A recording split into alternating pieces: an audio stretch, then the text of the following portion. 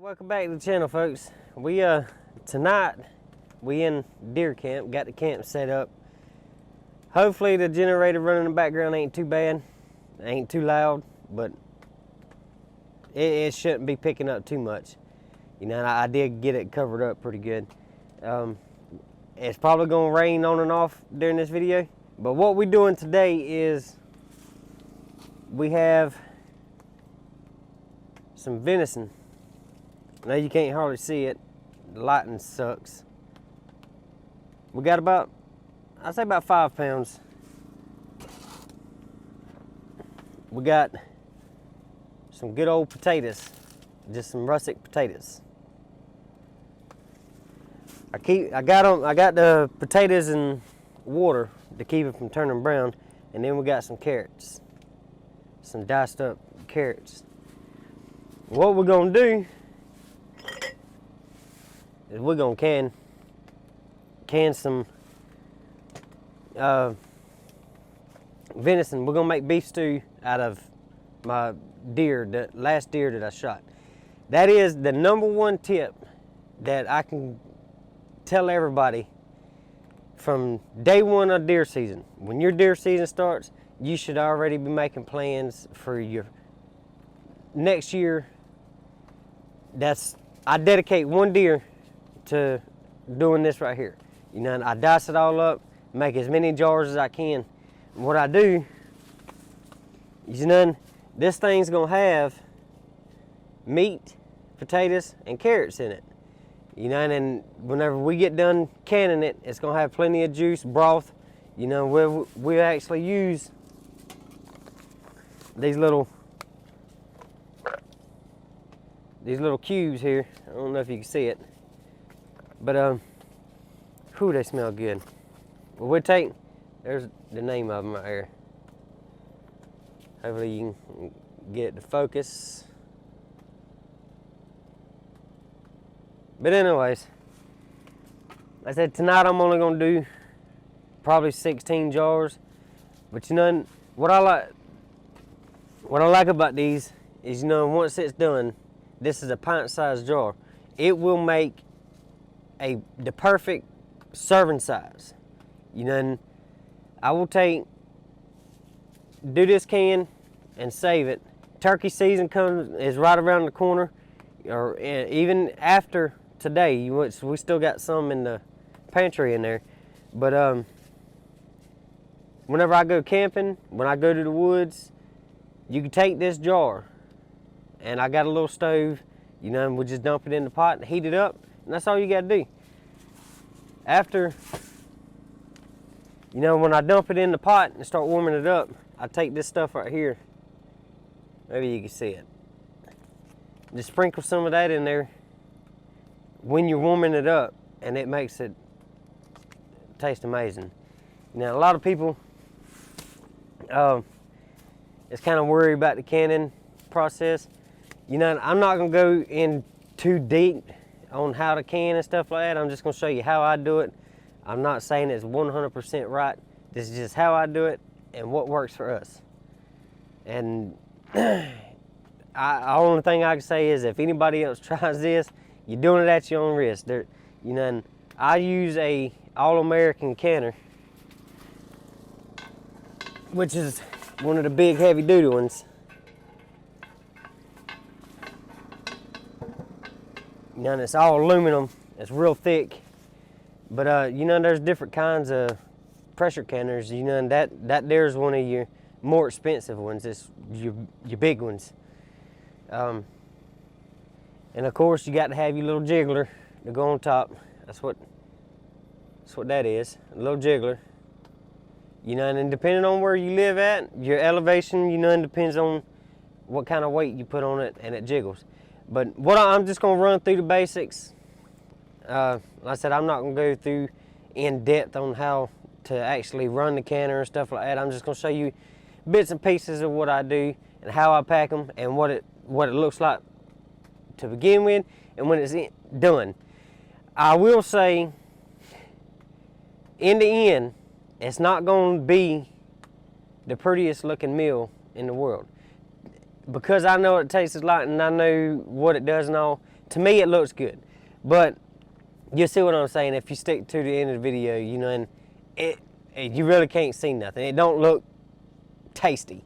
But with the little cubes and the broth that we make, you know, and it don't give the deer meat that canned meat taste. It don't, you know, and these little cubes right here do wonders at getting rid of that taste, you know, and it won't have that canned meat or the potted meat taste to it.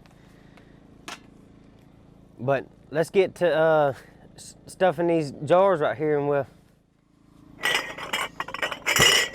we're gonna do is we're gonna take your jars, pack you a little bit of meat in it, however much meat you want, and that's your preference there. I like a little more meat than the vegetables. Then we'll take one of your beef cubes,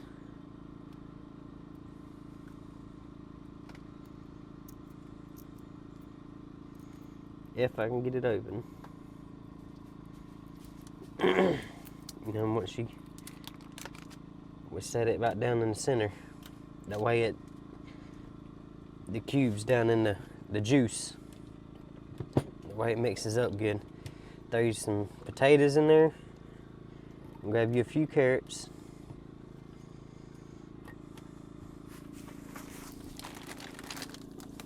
And I'm using a bottle of water.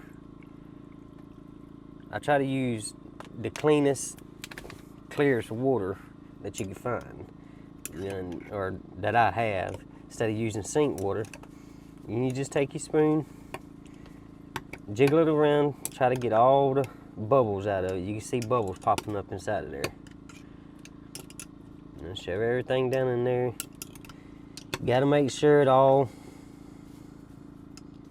stays under that 1 inch head space right here. You gotta keep everything at 1 inch. You take your paper towel and the vinegar. You know, you take vinegar, get on your paper towel, and you clean the rim of each cup or each jar. You got two main reasons of doing this. Make sure it seals good, and if you do it now,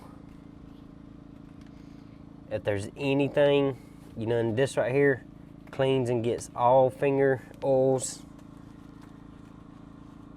anything that might be got dropped on it, and if there's any cracks or nicks, you feel it right here. I got the counter sitting here. I haven't got it turned on yet because I want it to warm up all together. You know, and I got the water inside of here, which is only about 2 inches deep. You know, and I always just take my finger and stick in there once I get about a finger deep. You know, and that's enough water in the bottom. Then we're gonna take vinegar. Put a little bit of vinegar in here. I ain't got much left. There's about a tablespoon left in there. It don't take much, just a splash. Get that vinegar in there, and it keeps the jars from getting cloudy. And that's another reason why I used good clean water. You know, and any kind of minerals in your water, if you got high calcium water or high iron in your water, it shows up in your jars, and that's what the vinegar is for. But what we're gonna do is crank this dude up. You know, and you want your jars to rise to temperature with your water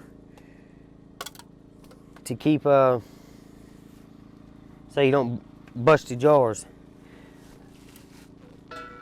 But I take, before I put this lid on, and dip my finger in some oil and just rub it around this little rim right here. And what that does is keeps it from sticking. You know, and you don't want it to, you know, because it's aluminum. You know, aluminum on aluminum, there's no seal in there. What you just take, put the lid on there. Once you get it down, and this one's got these little knobs, you know, and you get them all I don't tighten them down, I just snug them at first. And then you crank them down opposite of each other to try to get this lid to go down even. You know, because you don't want it on there cattywampus. And after that, we're gonna fire it up. And when it comes to temperature, it's gonna start spraying out steam right here. I'll get you turned back on whenever that happens, but it'll start spraying out steam. And then you count to 10 minutes. You know, after it starts a steady spray, you count to 10, then you put your jiggler on, which is the little weight. You put the weight on there. And you do not start your timer until you get the pressure to 10, or in my elevation, it's 10 pounds. You know, you have to work the temperature of the furnace here. You have to work your temperature. You have to get it to where it rides at 10 pounds. Anytime it goes below 10 pounds, you have to start your time over. You know, and we try to keep it at 10 pounds or a little above, slightly above. But your jiggler won't let it go too high above 10. When it does that, that's when you start your timer. And with pints, with meat, you gotta do it for 75 minutes. What we're gonna do now is, once this minute and a half's up, we're gonna turn the fire off. You let it come down, back down to 0 PSI. You know, right now it's at 10.5 PSI. I'm not gonna touch that jiggler until it gets down to 0. That way, when you take it off, if you try to pull it off right now, it would burn the skin off your hand. So what I just kill the heat and then let it come down to 0 on its own, and then you can pull it off and then let it come down to cool off to where you can handle everything. But it normally takes probably about 30 minutes after you shut it off. You should be able to start messing with it.